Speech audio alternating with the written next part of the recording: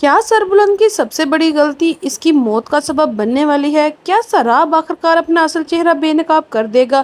کیا ربیہ کی ایک معمولی سی غلطی پورا کھیل الٹنے والی ہے؟ اور کیا حویلی کا اصل غدار اب سب کے سامنے آنے والا ہے؟ السلام علیکم ناظرین، زنجیرو ڈرامے کی آنے والی قسط میں ایسے انکشافات ہونے والے ہیں جو پوری کہانی کا رخ بدل کر رکھ دیں گے۔ سربلند نے اپنی جان بچانے کے لیے ربیہ کے کمرے میں چھپنے کا جو ماسٹر پلان بنایا تھا وہ شروع میں تو کامیاب نظر آیا، لیکن ایک چھوٹی سی غلطی نے سب کچھ خطرے میں ڈال دیا۔ اب سوال یہ ہے کہ آخر سراب کو ربیہ کے کمرے تک پہنچنے کا راستہ کس نے دکھایا؟ کیا یہ سب محض اتفاق تھا یا پھر کسی نے جان بوجھ کر سربلند کا راز فاش کیا ہے؟ ربیہ اپنی پوری کوشش کر رہی ہے کہ کوئی بھی شخص اس کے کمرے میں نہ آئے، کیونکہ وہ جانتی ہے کہ کسی نے اندر جھانک لیا تو نہ صرف سربلند کی جان خطرے میں پڑ جائے گی بلکہ اپنا راز بھی کھل جائے گا۔ لیکن قسمت کو شاید کچھ اور ہی منظور ہوتا ہے۔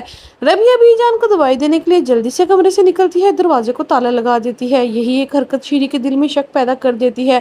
شیری کافی دیر سے ربیہ پر نظر رکھے ہوئے ہوتی ہے۔ وہ سوچنے لگتی ہے کہ آخر ربیہ روزانہ اتنی دیر کہاں غائب رہتی ہے اور ایک ہی کمرے کو ہمیشہ تالا کیوں لگا کر رکھتی ہے۔ اگرچہ اس وقت شیری کی طبیعت بہت خراب ہے، لیکن اس کا شک ختم ہونے کی بجائے اور زیادہ بڑھ جاتا ہے۔ اب لگ رہا ہے کہ شیری بھی کسی نہ کسی بڑے راز سے پردہ اٹھانے والی ہے۔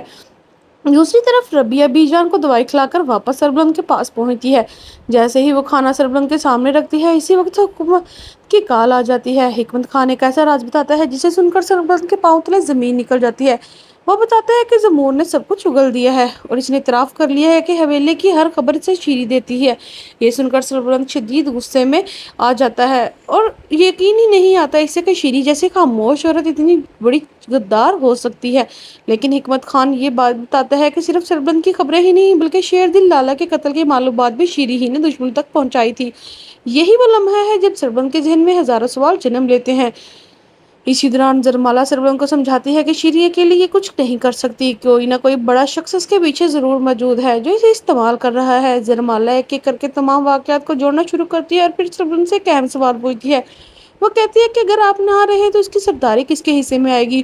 یہ سوال سنتے ہی سربلند خاموش ہو جاتے ہیں۔ کچھ لمحے بعد وہ جواب دیتے ہیں کہ سرداری صرف دو لوگوں کو مل سکتی ہے، ایک اس کا سوتیلا بھائی اور دوسرا سراب لالا۔ زرمالا فوراً کہتی ہے کہ آپ کے اس تیلے بھائی کی سازشیں تو پہلے ہی سب کے سامنے آ چکی ہیں، لیکن سراب پر کسی کو شک نہیں ہے۔ اگر شیری کسی کے لیے کام کر رہی ہے تو وہ شخص یقیناً سراب لالا ہی ہو سکتا ہے، کیونکہ سب سے زیادہ فائدہ اسی کو ہونے والا ہے۔ زرمالا کی باتیں سنتے ہی سربلند کے ذہن میں ماضی کے تمام واقعات گھومنے لگتے ہیں۔ وہ سوچنے لگتے ہیں کہ واقعی شیر دل لالا کی موت کا سراب کو لگتا ہے کہ وہ آسانی سے سردار بن جائے گا، لیکن جب سربلند نے ذمہ داری سنبھال لی تو سراب کا خواب ٹوٹ گیا۔ شاید اس لیے اس نے ایک بار پھر سازشیں شروع کر دی ہیں۔ اب سربلند کو بانو کی موت بھی مشکوک لگنے لگتی ہے۔ وہ سوچتے ہیں کہیں بانو نے سراب کا راز تو نہیں جان لیا تھا جس کی وجہ سے اب اسے راستے سے ہٹا دیا گیا ہے۔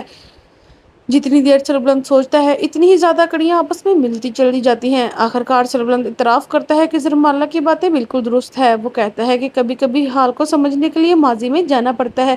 سراب کے ساتھ بچپن میں بہت کچھ غلط ہوا۔ اس کے والد موت کے بعد نہ صرف اسے انصاف نہیں ملا بلکہ آغا جان نے قتل کے خاندان سے راستہ بھی جوڑ لیا۔ شاید یہی وہ نفرت ہے جس نے سراب کو انتقام کی آگ میں جلا دیا۔ اب سربلند صرف یہ فیصلہ کرتا ہے کہ وہ شیری اور سراب دونوں کے ساتھ کھیل کھیلے گا۔ وہ ان پر نظر بھی رکھے گا اور اگلی چال بھی خود سمجھ کر چلے گا، کیونکہ اب اسے یقین ہو چکا ہے کہ دشمن باہر نہیں بلکہ اس حویلی کے اندر موجود ہے۔ ادھر کہانی کا ایک اور بڑا موڑ بھی سامنے آتا ہے تو رسم کو بھی آخرکار احساس ہونے لگتا ہے کہ زعفران خان اسے مسلسل استعمال کر رہا ہے۔ گل مہر اسے صاف صاف بتا دیتی ہے کہ دریا چند کی موت کے پیچھے بھی بہت بڑا راز چھپا ہوا ہے اور زعفران خان نے ہمیشہ اپنے ہی فائدے کے لیے ترسم کو مہرے کی طرح استعمال کیا ہے۔ گل مہر ترسم سے کہتے ہیں کہ شیر دل لالا تمہاری گولی سے نہیں مرا تھا بلکہ اس کی گاڑی میں پہلے سے بم نصب کیا گیا تھا، اصل قاتل کوئی اور تھا، لیکن الزام تمہارے سر ڈال دیا ہے تاکہ تم اور سربلند ہمیشہ ایک دوسرے کا دشمن رہو۔ یہ حقیقت سن کر ترسم کے ہوش اڑ جاتے ہیں۔ اس سے احساس ہوتا ہے کہ وہ برسوں سے ایک جھوٹ پر یقین کرتا آیا ہے اور اب وہ سیدھا زعفران کے خان پاس جاتا ہے اور اسے سوال کرتا ہے کہ آخر اس نے سچ کیوں چھپایا۔ زعفران خان پہلے تو بات کو گھمانے کی کوشش لگتا ہے، لیکن اب تو رسم پہلے والا سادہ انسان نہیں رہا۔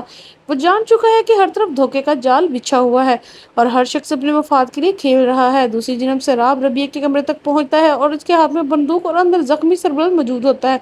ان دونوں کو ایک دوسرے کے سامنے آ چکے ہیں۔ یہی وہ منظر ہے جہاں آنے والی قسط اپنے عروج پر پہنچے گی۔ اب دیکھنا ہوگا کیا سرا واقعی سربلند کو ہمیشہ کے لیے ختم کر دے گا؟ کیا ربیہ جو ہے بر وقت وہاں پہنچ کر سربلند کو بچا لے گی؟ کیا شیری کا اصل کردار سب کے سامنے آ جائے گا؟ اور کیا زرمالا کی تمام باتیں سچ ثابت ہوں گی؟ آنے والی قسط میں ان تمام سوالات کے جواب ملنے والے ہیں، اس لیے یہ ایپیسوڈ کسی صورت مس نہ کیجیے گا۔ اور ہمیں کمنٹ سیکشن میں لازمی بتائیں کہ آپ کو ہماری ویڈیو کیسی لگی۔ اگر آپ کو ہماری ویڈیو اچھی لگی ہے تو کمنٹ کریں، ویڈیو کو لائک کریں اور چینل کو سبسکرائب کرنا بالکل بھی مت بھولیں۔ بیل آئیکن کا بٹن بھی دبائیں تاکہ ہماری ہر آنے والی ویڈیو سب سے پہلے آپ تک پہنچے۔